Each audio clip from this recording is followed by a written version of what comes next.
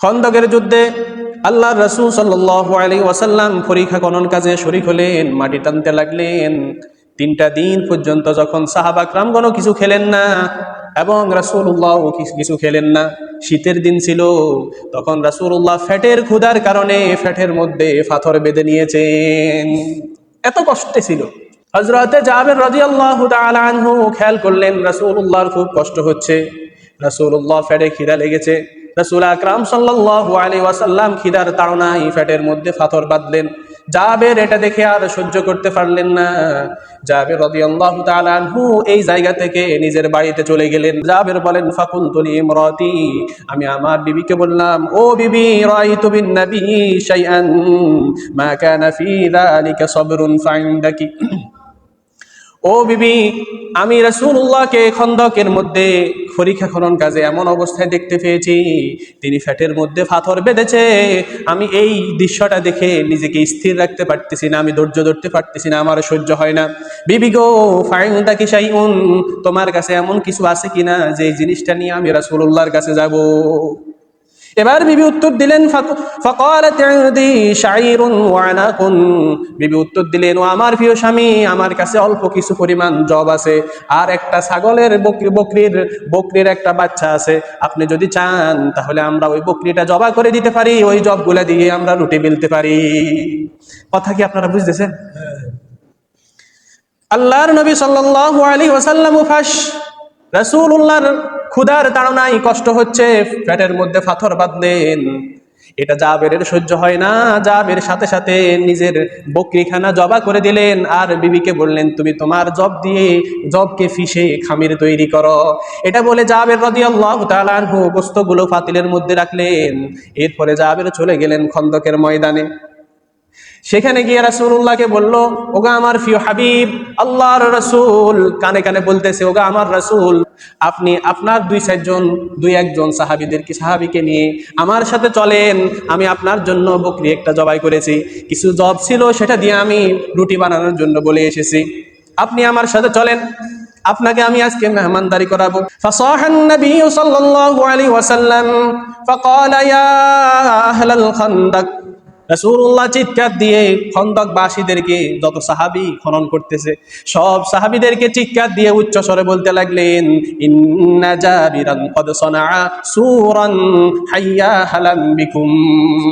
ও সাহাবীরা, খন্দকের অধিবাসীরা, তোমরা কেউ পরীক্ষা খনন করতেছ, জাবের তোমাদের সকলকে দাওয়াত দিয়েছে, তোমরা আমার সাথে চলো।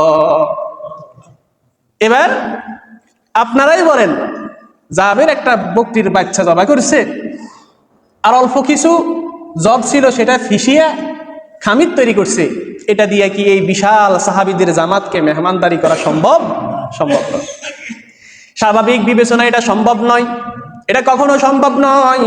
কিন্তু রাসূলুল্লাহকে চুপে চুপে দাওয়াত দিলেন। রাসূলুল্লাহ একা দাওয়াত গ্রহণ না করে সকল সাহাবীদেরকে নিয়ে যাওয়ার জন্য বলছে। জাবের কিছু বললেন না, জাবের চলে গেলেন। তার বিবির কাছে যায় বলতেছে, ও বিবি, সর্বনাশ, রাসূলুল্লাহকে আমি কানে কানে বললাম, তুমি যা বলেছো আমি তাই বললাম, মগর রাসূলুল্লাহ সাল্লাল্লাহু আলাইহি ওয়াসাল্লাম সব সাহাবীদেরকে এলান দিয়ে উচ্চ শহরে বলল, জাবের সকলকে দাওয়াত দিয়েছে, এই কথা বলে তাদেরকে নিয়ে আসতে লাগলো। বিবি বলতেছে, ও আমার প্রিয় স্বামী, আপনার মঙ্গল করুক আল্লাহ তাআলা, আপনি কি রাসূলুল্লাহকে পুরা ঘটনা, পুরা বৃত্তান্ত ভেঙে বলেন নাই? জাবের বলে, আমি সব কিছু ভেঙে বলছি। এরপরও রাসূলুল্লাহ সকলকে এটা বলে দিল।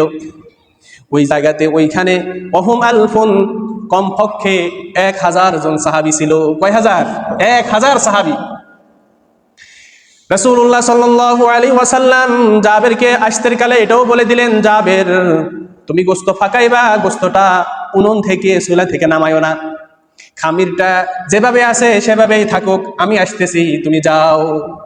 রাসূলুল্লাহ 1000 সাহাবী নিয়ে যখন জাবেরের বাড়ির দিকে আসতে লাগলো, জাবের তো চিন্তিত, পায়ের তলে মাটি নাই। কি লেগা? আল্লাহ জানে আমি কি শরম পাই, বা আমার বিবি কি লজ্জা পা। অল্প একটু মাংস, কয়েকটা মাত্র রুটি হবে, রাসূলুল্লাহ দাওয়াত দিয়ে দিলেন 1000 জনকে। বিবি এবার বলতে লাগলো, ও আমার প্রিয় স্বামী, আপনি রাসূলকে সব বৃত্তান্ত যদি খুলে বলে থাকেন, রাসূলুল্লাহ যদি সব সাহাবীদেরকে নিয়ে আসে, আপনার পেরেশানির কোনো কারণ নাই। যে রাসূল মুখ দিয়ে সকলকে দাওয়াত দিল, সে রাসূলের মুখ থেকেই বরকত বের হবে। সুবহানাল্লাহ। ইয়াকিন দেখছেন, ইয়াকিন, রাসূলের উপর বিশ্বাস, রাসূলুল্লাহর উপরে কত বেশি অগাধ ভালোবাসা যে রাসূল যেখানে 1000 জনকে দাওয়াত দিয়েছে, বরকত অবশ্যই রাসূলের সাথেই আসবে। রাসূলুল্লাহ সাল্লাল্লাহু আলাইহি ওয়াসাল্লাম এবার যখন আসলেন জাবেরের বাড়িতে, রাসূল বললেন, তার বিবিকে বললেন, রুটি বানাও, আর ওই চুলা থেকে ফাতিল নামানো দরকার নাই, সেখান থেকে একটা চামচ দিয়া রুটির মধ্যে গোশত দিয়া দিতে থাকো। জাবের রাদিয়াল্লাহু তাআলা আনহু বলেন, ওয়া উকসিমু বিল্লাহি লাকাদ আকালু, আল্লাহর কসম করে বলতেছি, সব সাহাবীরা 1000 জন সাহাবী তৃপ্তি সহকারে ওই মাংস দিয়া রুটি দিয়া খেলো, হাত্তা তারা কুহু, খেয়ে খেয়ে চলে গেল, মগর পাতিলের মধ্যে গোশত এখনো থেকে গেল। এবার রাসূলুল্লাহ বলেন, কুলি, ও জাবেরের বিবি, এবার তুমি খাও। জাবের বলেন, আমার বিবিও খেলো, আমিও খেলাম। একটু পরে আমরা চুলাতে গিয়ে ওই ফাতিলটা যখন নামাইতে লাগলাম, দেখলাম গোশত আগের মতোই গোশত আছে, একটুও নড়বড় হয় নাই। সুবহানাল্লাহ। রাসূলুল্লাহকে মানার ভিতরে, রাসূলুল্লাহকে জানার ভিতরে, রাসূলুল্লাহকে অনুসরণের ভিতরে বরকত আছে না নাই? আছে। রাসূলুল্লাহ যাওয়ার সময় বললেন, ও জাবেরের বিবি, কুলি, তুমি খাও, হাদা ওয়াহদি, এবং তুমি মানুষকে হাদিয়া দাও। আল্লাহু আকবার। রাসূল 1000 জন সাহাবীদেরকে নিয়ে এসে অল্প কিছু জব দিয়ে সকলকে তৃপ্তি সহকারে খাওয়াইলেন, নিজেও খাইলেন, জাবেরকেও খাওয়াইলেন, জাবেরের বিবিকেও খাওয়াইলেন। মগর এরপরেও গোশতখানি রয়ে গেল, রুটিগুলো রয়ে গেল।